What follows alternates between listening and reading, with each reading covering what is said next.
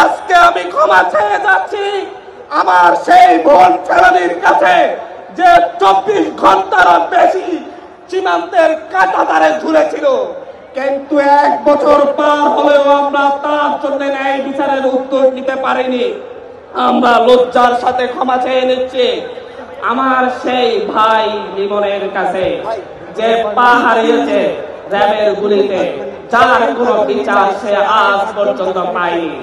1 বছর পার হয়েছে, কিন্তু আমরা 2012-13 সালে যারা রাষ্ট্রীয় বিচারিক আমরা কথা দিয়েছিলাম এমন একটি রাষ্ট্র ব্যবস্থা কায়েম করব যে রাষ্ট্র ব্যবস্থায় থাকবে না চাঁদাবাজি, দখলদারিত্ব, থাকবে না গুম খুন রাহাজানি, থাকবে না রাজনৈতিক হানাহানি, দর্শনের মতো ঘৃণ্য কর্মকাণ্ড।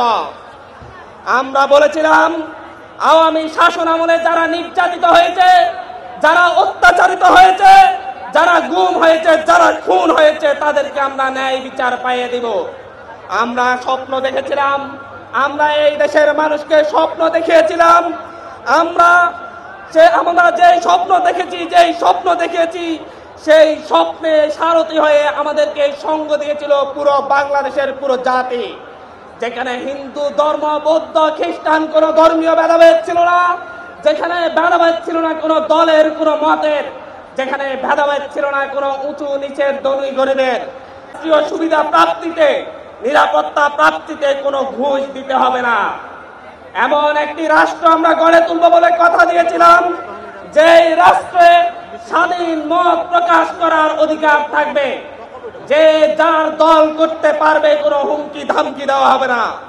মুরাদনগরে ঘটতে দেখেছি, এবং আসামিদেরকে গ্রেপ্তার করা হলে একটি রাজনৈতিক দলের নেতারা থানা হেফাজত থেকে আসামিদেরকে ছিনিয়ে আনে। আমরা সেই 1 বছর পর, আজকে আমরা 1 বছর পরে এমন অবস্থায় এসেছি, আমার শহীদ ভাই জসিমের কন্যা ধর্ষিত হয়েছে, বিচার পাইলে আত্মহত্যা করতে হয়েছে। আমরা লজ্জিত। আমরা আজকে এমন জায়গায় এসে শুধুমাত্র একটি কথা বলবো, শিক্ষা প্রতিষ্ঠান নিরাপদ হয়ে ওঠেনি। আমরা এমন একটি স্বপ্ন দেখিয়েছিলাম, যে স্বপ্নকে সঙ্গ করে নিশ্চিন্তে বুক পেতে দেয় ঘাতকের বুলের সামনে শত শত আমার সন্তানেরা। বাবা মা হারায় তাদের কলিজার সন্তান, স্ত্রীরা হয় বিধবা, এবং তারা হারায়, অনেকেই হারায় তাদের বাবা মা। আজকে 1 বছর পর ঠিক সেই স্থানে, সেই সময়ে, সেই জায়গায় এসে আমরা আজকে এসেছি আত্মসমালোচনা করার সময়। 1 বছরে আমরা কি পেয়েছি? 1 বছরে আমরা কি পেয়েছি? আমরা না পেয়েছি আমাদের শরীর স্বাধীনতা, আমরা না পেয়েছি ন্যায় বিচার, আমরা না পেয়েছি আমাদের মানবিক অধিকার। আজকে তাই এখানে দাঁড়িয়ে আমাকে বলতে হচ্ছে, দুঃখের সাথে লজ্জার সাথে বলতে হচ্ছে, আজ আমরা ক্ষমা চেয়ে নিচ্ছি আমার রাষ্ট্র পুনর্গঠনের সেই সেনা অফিসারদের কাছে, তাদের পরিবারদের কাছে, যারা বিডিআর বিদ্রোহের নামে রাষ্ট্রীয় হত্যাযজ্ঞের শিকার হয়েছে।